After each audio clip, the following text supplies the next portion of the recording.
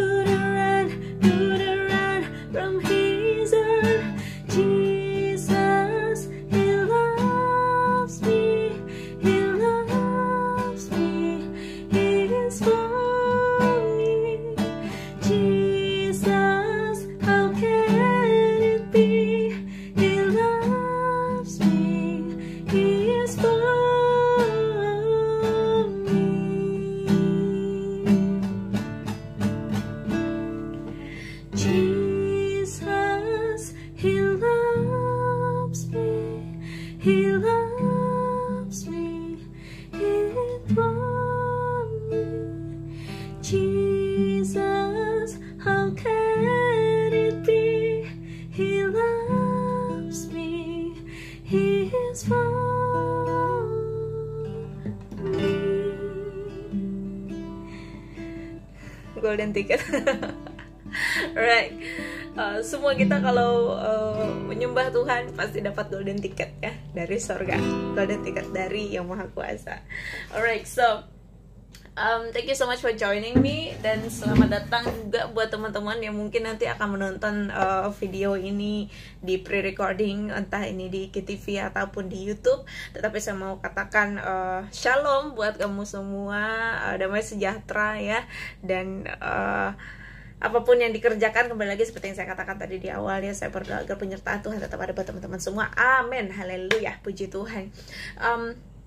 Bicara soal Paulus nih ya, tentunya ini adalah tokoh yang sangat-sangat familiar buat kita, dan ajarannya, pemikirannya, perspektifnya, pengalaman hidupnya, semua itu menaruh fondasi khususnya buat kita ya, dalam kehidupan kekristenan, dalam kehidupan gereja, dalam landasan iman. Tentunya ini Paulus, dia benar-benar sangat-sangat berkontribusi terhadap gereja. Aku sambil cari musik.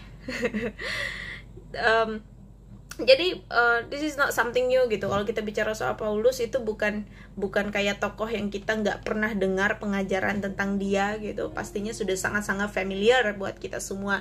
But somehow pada malam hari ini mungkin aku mau share secara spesifik kayak gitu tentang apa yang kita bisa pelajari dari Paulus dalam konteks ya kita di dunia modern zaman sekarang, dan khususnya buat aku sendiri dalam pengalamanku pribadi gitu. Jadi kita tarik kembali dari awal, siapa sih Paulus? Dia adalah seseorang yang dari awal tuh radikal banget gitu. Ibaratkan kalau orang Kristen dari dalam perut emaknya dia tuh udah bisa nyanyi haleluya gitu, ibaratkan ya. Karena dia sangat-sangat radikal, dia benar-benar seorang Yahudi, seorang Ibrani yang sangat paham betul isi kitab-kitab Taurat. Dia sangat paham betul tentang tradisi-tradisi Yahudi. Pokoknya sangat-sangat religius. Dia juga digambarkan sebagai seseorang yang noble kayak gitu. Artinya bukan dari keluarga sembarangan, tapi dari keluarga terhormat ya. Dan kita tahu juga bukti bahwa dia terhormat adalah dia punya kewarganegaraan Roma, dan itu dia dapatkan bukan dengan cara membeli, tetapi dari hak lahirnya, dari dia lahir gitu, dia udah punya itu. Nah, jadi kalau kita bicara Paulus, katakanlah saat itu namanya Saulus, jadi dia bukan seseorang yang sembarangan kayak gitu. Dia paham betul apa yang dia kerjakan, dia paham betul isi kitab, dia paham betul tentang segala sesuatu yang bahkan orang-orang mungkin di usia dia itu nggak paham. Itu istilahnya itu dia adalah seorang anak muda, seorang muda yang sangat-sangat bersinar lah di generasinya, artinya lebih dari rata-rata.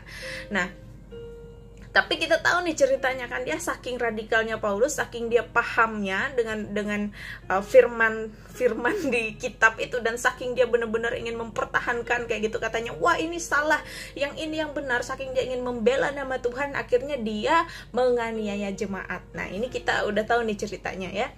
Tapi menariknya kalau kita lihat di Kisah Para Rasul, teman-teman, ini kan saya pakai The Message ya, favorit saya untuk bisa transforming the word of God ke kehidupan sehari-hari dan lebih mudah dipahami. Jadi kalau kita lihat kitab Kisah Para Rasul, kalau di bahasa Inggrisnya itu ACT ACTSX, bertindak, tindakan, jadi ingat yutek ya.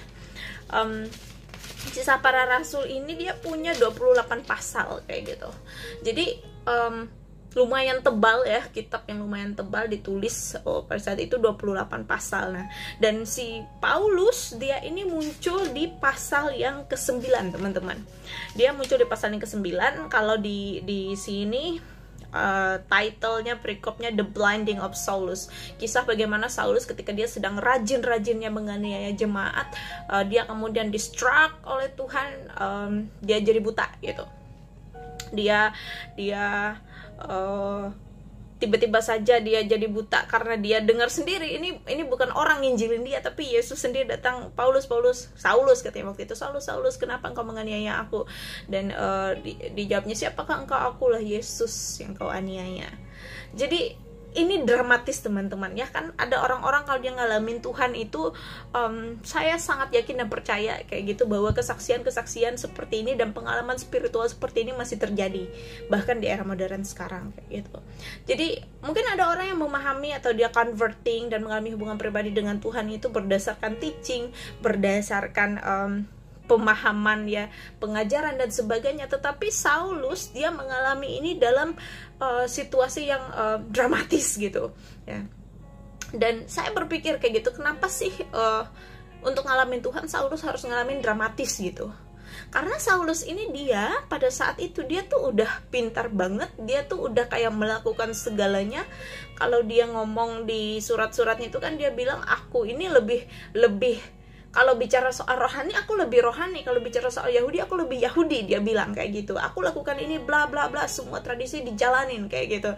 Jadi kalau hanya bicara soal pengajaran kayak gitu, ini kayaknya udah nggak masuk gitu loh ke Paulus. Nah, jadi harus Tuhan sendiri yang ngomong ke dia, harus Tuhan sendiri yang membukakan dia gitu tentang the revelation of who Jesus, siapa itu Yesus, the revelations of God Himself itu diberikan langsung kayak gitu kepada si Saulus. Nah, Dan yang menariknya adalah kita tahu bahwa Saulus panggilannya khusus, jadi dia adalah rasul untuk orang-orang yang non-Yahudi, to the Gentiles bahasanya saat itu ya, orang-orang non-Yahudi itu disebut to the Gentiles. Dan ini adalah hal yang bukan hal yang gampang dilakukan teman-teman, karena pada saat itu dan bahkan sekarang juga masih ya, orang-orang Yahudi itu sangat berpegang dengan tradisi. Mereka holding traditions itu sangat-sangat keras, sangat-sangat radikal gitu.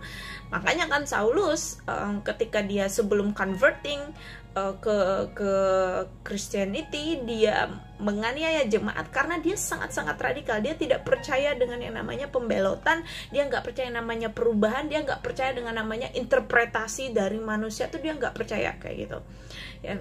Nah, ketika si Paulus diutuskan Tuhan untuk spreading the gospel to the Gentiles, it's not something easy kayak gitu. Itu adalah sebuah panggilan yang costing you a lot. Itu bukan hanya sebuah panggilan yang kayak apa ya, kalau aku bilang sebenarnya semua panggilan beresiko, pasti ya beresiko kayak gitu. Tetapi panggilannya Paulus ini resikonya lebih besar, karena Tuhan sendiri mengatakan, aku akan menunjukkan kepadanya penderitaan yang harus dia lalui karena namaku gitu. Jadi Paulus sudah dikhususkan Tuhan, dipanggil Tuhan untuk memberitakan firman kepada orang-orang non-Yahudi, kepada raja-raja, kepada pemimpin-pemimpin. Nah, kenapa? Karena Tuhan tahu kapasitas Paulus ini sangat-sangat besar. So imagine this, God sees you bahkan ketika kamu belum mengenal dia. Dia melihat potensimu, dia melihat kesungguhanmu, dia melihat kerajinanmu. Seperti Paulus ya, walaupun dia melakukannya dengan salah, waktu itu understandingnya salah karena dia saat itu buta, dia tidak bisa memahami ya, buta rohani ya, mata rohaninya tertutup. Tetapi itu tidak membuat Tuhan mengabaikan dia kayak gitu loh. Tetapi yang Tuhan lihat adalah ini orang bekerja keras, ini orang punya tekad, ini orang punya daya juang, dan yang terutama adalah hatinya. Jadi hatinya Saulus ketika dia menganiaya jemaat itu tanpa membenarkan tindakan dia menganiaya jemaat, hatinya itu adalah untuk apa? Untuk melayani Tuhan. Dia bekerja segiat-giatnya untuk Tuhan, dia membela nama Tuhan, itu yang ada di hatinya. That's why Jesus told us to not judge each other gitu loh. Jangan menghakimi orang sebelum waktunya, karena manusia melihat apa yang di depan mata, tapi Tuhan melihat hati. So imagine deh teman-teman, dalam kehidupan kita seringkali ada orang yang dia bisa melakukan hal yang salah tapi dengan motivasi yang benar, dengan motivasi yang tulus, yang murni gitu, tapi dia ngelakuinnya salah gitu, implementasinya salah. Nah di sisi lain ada orang yang seolah-olah melakukan hal yang benar tetapi hatinya busuk, tetapi motivasinya nggak benar, tapi hatinya bohong gitu loh, tapi seolah-olah dia melakukan hal yang benar. So ini adalah satu refleksi buat kita ya, buat teman-teman semua, buat saya juga secara pribadi gitu. Bagaimana before you act, you need to set your heart right first gitu. Hati kamu harus benar dulu gitu, karena Tuhan sendiri akan ngelihat kayak gitu isi hati kita ya. Tuh, manusia melihat apa yang di depan mata, tapi Tuhan melihat apa yang di dalam hati manusia gitu kan ya. Alright, so saya ingat juga kayak gitu di waktu-waktu yang lampau. Saya ingat ketika masih muda sekarang juga sebenarnya masih muda ya, but I just remember kayak gitu loh. Kalau dulu itu banyak banget saya berbuat kesalahan kayak gitu, dan kalau saya ingat-ingat lagi, saya berbuat kesalahan itu bukan karena saya pengen salah gitu, bukan karena saya pengen berbuat salah atau saya menyakiti hati orang lain, bukan karena saya pengen menyakiti dia gitu, but it's just something that it's a process, I will say. Itu adalah proses dalam kehidupan, karena setiap kali kita melakukan sesuatu kita need to reflect, kita perlu berefleksi, merenungkan dan ngeliat kembali, yang aku lakuin bener gak sih kayak gitu. Jadi saya mengingat kayak di waktu-waktu lampau ada keputusan-keputusan yang terlalu cepat saya buat, keputusan-keputusan ceroboh kayak gitu, atau satu tindakan-tindakan yang saya pikir oke, itu baik saat itu dan saya lakukan itu dengan hati yang sangat murni, tetapi orang mengatakan wah yang kamu lakukan itu jahat gitu ya. And that's fine because that's what they see. itu adalah apa yang mereka lihat dan mereka punya hak untuk menilai itu. Tetapi tentunya itu bukan hal yang mudah ya, khususnya kalau kita ya ada pada posisi kepemimpinan. There are so many people that will judge you, they will criticize you no matter what decision that you make. Ya, jadi at that time, like during this time, for me, the only way for me to survive, the only way for me to be resilient is to set my heart before the Lord. Like I always set my heart before the Lord, dan saya bilang, Tuhan, this is my motivation, this is my heart, this is my intention, you judge me, right? Dan saya belajar bertahun-tahun bahwa di hadapan manusia orang akan selalu menemukan flaw kayak gitu, entah dalam perkataan kita, entah dalam tindakan kita, entah dalam keputusan kita, entah itu dalam dunia sekuler pekerjaan, entah itu dalam kerohanian. Manusia itu suka menemukan yang namanya flaw. Dia suka menemukan celah atau noda atau kesalahan kayak gitu. That's a human nature gitu ya. Tetapi kalau kamu terus-menerus memikirkan apa yang, bukannya memikirkan tapi paying too much attention to what people said kayak gitu, kamu gak akan punya kesempatan untuk menyenangkan hati Tuhan. Kamu gak akan punya kesempatan untuk serving the Lord kayak gitu, atau taat dan melakukan apa yang Dia kehendaki kalau kamu menghabiskan waktumu hanya untuk membuat manusia senang ya. I learned it hard way, but anyway, also from the very beginning I never had this intention like to please people, you know, like, but somehow ini juga bukan jadi satu justifikasi untuk kita tidak berefleksi dan menerima feedback kayak gitu. Jadi kalau ada kritik, kalau ada tuduhan, kalau ada celaan, that's okay, that's fine kayak gitu. Terima itu, kemudian make it work for your future gitu. Dan seseorang yang bisa maju itu adalah seseorang yang terbuka terhadap kritik, dan seseorang yang tidak akan pernah maju itu adalah seseorang yang anti kritik, karena dia merasa dia udah tahu segalanya. Dan sebenarnya orang yang merasa sudah tahu segalanya adalah orang yang buta, sama seperti Saulus, right? So kita lihat lagi case-nya Saulus ya. Jadi kalau kita bahas Saulus, wah banyak lah ini novel karakter dia tulis di 1 Korintus pasal 13 ya, kasih gitu ya. Jadi banyak sih banyak keradikalannya dan sebagainya segala macam. Tetapi pertanyaannya nih, kenapa ya kira-kira si Paulus ini dia bisa seradikal itu kayak gitu? Kenapa sih dia bisa putting his life online untuk semua yang katakanlah pengorbanannya dia kayak gitu, dia tinggalkan semua. Seperti di Filipi dia katakan, aku melupakan apa yang di belakangku, semua itu aku anggap sampah. Dia bilang, aku mengarahkan mataku kepada apa yang di depan, aku berlari menuju panggilan surgawi itu. Bagaimana bisa seseorang memiliki resolve seperti ini gitu? Bagaimana bisa ya gitu. Dan satu sih, kalau dari yang saya lihat ya, yang tentunya pasti masih banyak juga gitu interpretasinya dan hal yang kita bisa pelajari, tapi satu hal yang saya lihat adalah Paulus sadar betul betapa banyak dia sudah diampuni. Saya ingat 2011 itu berapa ya, 10 tahun yang lalu ya. Jadi 10 tahun yang lalu saya ingat di Palangkaraya ini pernah waktu itu ada KKR. Kalau nggak salah itu di aula Sangkuwung ya, sebelum Sangkuwung jadi gede kayak sekarang. Jadi dulu itu ada KKR kayak gitu, kalau nggak salah itu ya anak-anak muda juga SMA yang bikin, dan terus mereka ngundang Jo Tirta waktu itu ya, vokalisnya Saint Loco untuk hadir kayak gitu. Jadi kalau dulu tuh trennya ya KKR tuh ngundang artis gitu ya, ibadah ngundang artis gitu. Ya sorry to say, but it's so funny kayak gitu bos. Sekarang ketika pandemi ya itu nggak bisa lagi dilakukan, dan saya merasa waktu itu bener-bener gereja jatuh ya pada entertainment waktu itu ya, berlomba-lomba untuk ngundang artis. Jadi that's so sad actually, but anyway that's also the process that we have to go through. Dan saya ingat waktu itu 2011 Jo Tirta itu datang, kemudian dia nyanyikan lagu yang Satu Kedamaian Saint Loco. Ternyata itu dia terinspirasi dari firman Tuhan dari kitab Wahyu. Tak ada kepedihan, tak ada kesedihan, hanya satu kedamaian.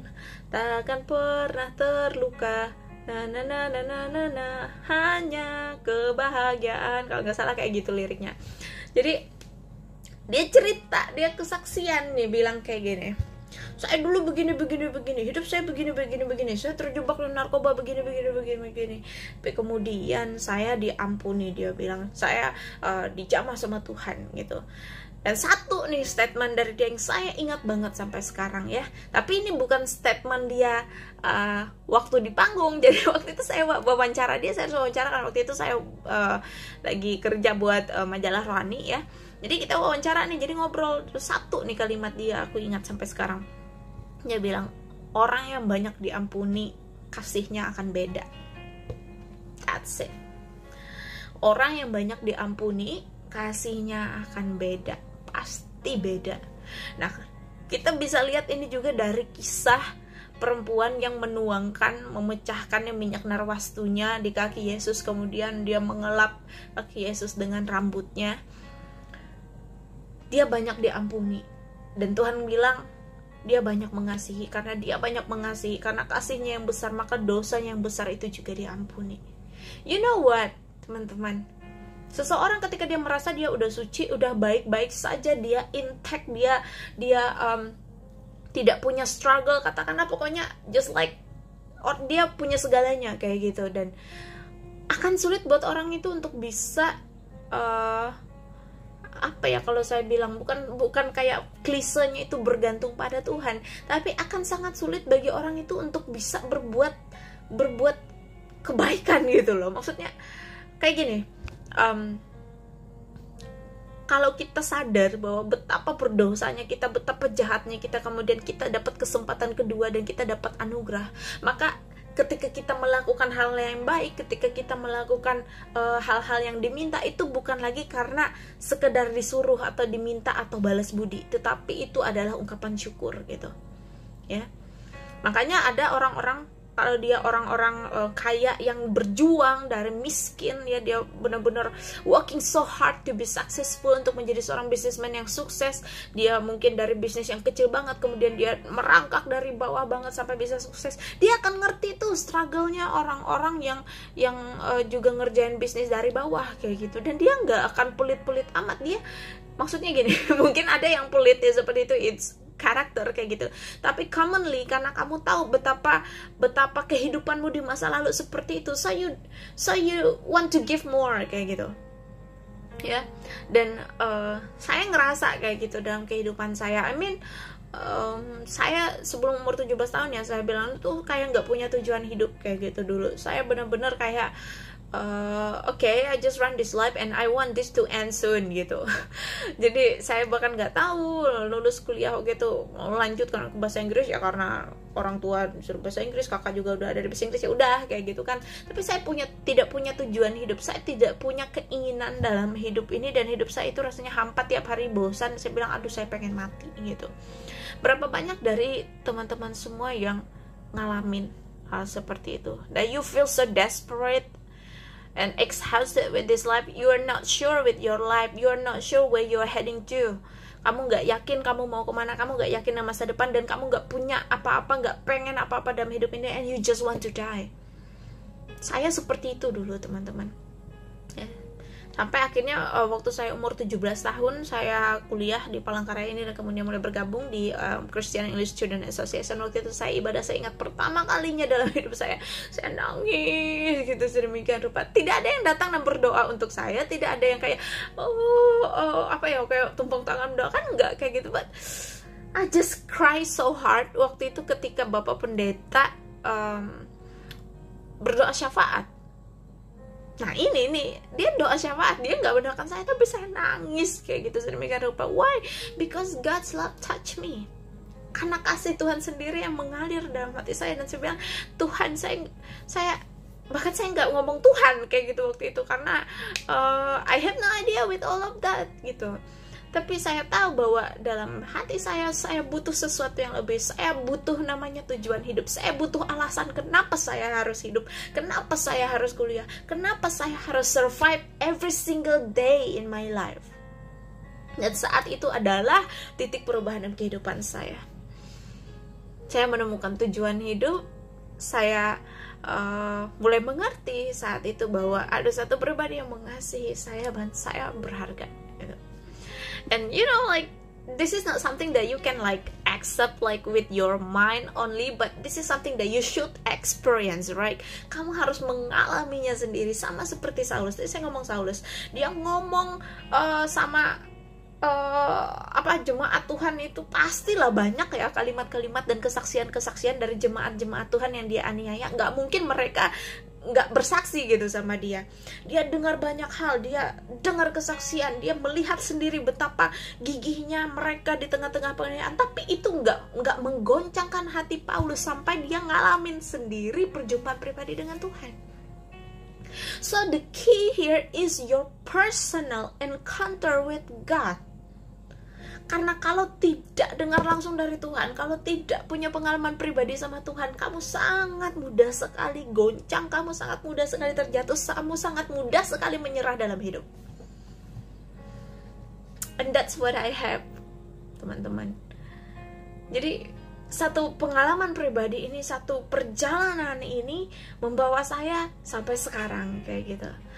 Jadi saya belajar dari Paulus, hidup radikal, and you are not the same like before you know Jesus and after you know Him, after you know that you are loved by Him. Kamu sangat dikasihi sama Dia dan Dia punya rencana besar untuk kehidupanmu. Your life will never be the same. Seperti Paulus, ketika dia dihantam ya, Tuhan ngomong sama dia, dia buta, kemudian dia 3 hari buta, kemudian dia melihat itu kayak jatuh sisik ya dari matanya, itu kan veil kayak gitu. Itu satu yang membuat dia tidak bisa melihat, tetapi Tuhan sendiri memberikan revelations of who He is kepada Paulus, dan setelah itu dia tidak menjadi pribadi yang sama lagi. Dia totally change, karena hanya beberapa hari sesudah itu dia langsung khotbah di Damsyik. Dia langsung bilang Yesus is the Messiah. Ya, imagine how can someone have this like radical turnover, kehidupan yang sangat-sangat yang berbalik dari sebelumnya. Itu hanya bisa dilakukan karena ada personal encounter with God. Dan saya belajar kayak gitu dari Paulus ya. Kalau kita lihat cerita ini, tadi saya mention bahwa dari pasal ke-9 sampai ke pasal 28 itu banyak banget ceritanya Saulus, pelayanannya dia ke desa ini, desa itu, dia ke pulau ini, ke pulau itu, dia dirajam, dia dipenjara dan sebagainya gitu. Sampai kemudian dia balik ke Roma lagi, dia dipukuli dan sebagainya. Pokoknya luar biasa gitu. Ini orang luar biasa, dan dia juga seseorang yang sama seperti kita, teman-teman. He's not more extraordinary. He's not that kind of person like more extraordinary. No, he's just like us.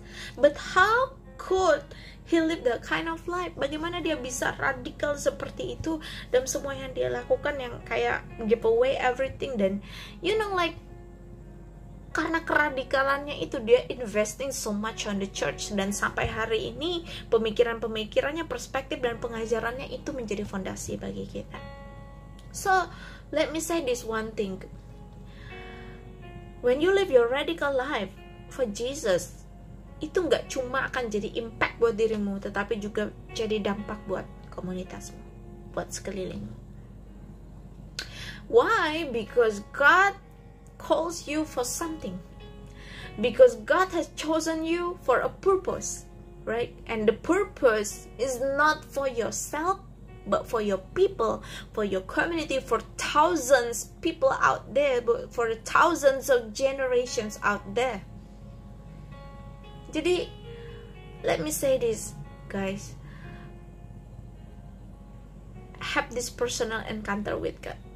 Alami perjumpaan pribadi dengan Tuhan, dan kamu ketika dari kehidupan yang sebelumnya, you know like aku bukan siapa-siapa, aku nggak punya siapa-siapa, aku nggak pengen apa-apa dalam hidup, dan saya putus asa dalam hidup, dan suddenly Tuhan ubahkan itu. Kamu tahu bahwa kasihmu itu sama Tuhan itu bakal beda. Jadi be aware kayak gitu. kita ditebus dari mana. Be aware tentang kehidupan kita sebelumnya seperti apa, dan jangan kayak cuma dosa segini, nggak apa-apa kayak gitu, aku nggak berdosa dia juga, nggak apa-apa, no gitu. Tapi seperti Paulus ya, dia sadar betul ya, Paulus ya emang dosanya gede gitu, dia bunuh orang, bunuh gitu kan, yang dibunuh tuh anak-anak Tuhan gitu ya.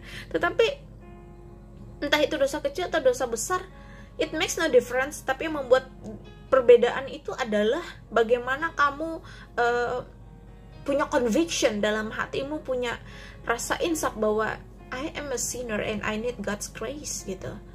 Saya perlu kasih karunia Tuhan karena saya seorang pendosa dan saya tidak bisa lepas dari ini dengan diri saya sendiri. Jadi itu yang terpenting teman-teman. Ya, jadi saya belajar banyak gitu, dan ketika sharing sama teman-teman juga, saya juga jadi belajar banyak gitu. Dan kita tahu bahwa setiap manusia ini suatu saat pasti akan mati ya, pasti akan mati. Dan apalagi sekarang di situasi COVID seperti sekarang ya gitu, jangan lagi lah kita bilang cuma yang tua-tua terancam. Ya nggak usah COVID ya, dari kemarin waktu kayak banyak kecelakaan kayak pesawat, kapal dan sebagainya, saya lihat banyak sekali orang-orang yang masih muda, orang-orang yang seumur saya juga, mereka udah dipanggil kayak gitu. Dan saya jadi kayak punya satu pemikiran bahwa it's no longer about whether you are old or not kayak gitu, atau kamu sudah cukup lama hidup di dunia ini atau baru kayak gitu. Kamu bisa mencapai garis akhir itu kapan saja gitu ya, dan kita tidak pernah tahu. Tapi satu hal kita bisa siapkan gitu, apakah kita mau mencapai garis akhir dengan sempurna atau dalam satu kegagalan. Karena Paulus ngomong seperti ini ya, aku telah mencapai garis akhir dengan sempurna, dan aku telah memelihara iman. Jadi iman kita tuh perlu dipelihara sampai garis akhir. Kapan garis akhir kita? We never know. Maybe tonight, maybe tomorrow, maybe next week. We never know. But what we need to do is to get ready all the time. Jadi mengasihi Tuhan, hidup dalam rasa syukur, kemudian apa yang selayaknya dilakukan, satu kebaikan setiap harinya, it makes difference, it's so meaningful kayak gitu. Dan saya berdoa buat teman-teman semua, khususnya di situasi sekarang ya. Kemarin juga aku sempat tulis kayak gitu tentang bagaimana mungkin gereja struggles kayak gitu sekarang. Banyak orang-orang Kristen struggles karena kita tidak lagi bisa ada pertemuan-pertemuan jemaat kayak gitu kan, perkumpulan ibadah dan sebagainya. Dan saya rasa ini adalah waktu pemurnian kayak gitu buat kita semua. Kita dimurnikan untuk setiap orang itu punya the personal relationship with God yang gak tergantung kepada orang lain, yang tidak rely on others kayak gitu, tetapi it's really about your personal relationship with God. Dan dengan sekarang ini dimana segala sesuatu serba online, kemudian kita dibatasi ya, you need to work from home, you need to study from home and so on. Kasih kita juga diuji kayak gitu. Apakah kita mau jadi orang yang apatis, apakah kita mau jadi orang individualis, antisosial karena no touch right now kayak gitu kan ya, atau kita justru di masa-masa sekarang kasih kita itu dilatih gitu. Jadi itu yang saya dapatkan di masa-masa pandemi ini sejak tahun lalu ya, dalam 2 tahun terakhir ini. 2 hal yang buat anak-anak Tuhan. Pertama, imanmu dimurnikan.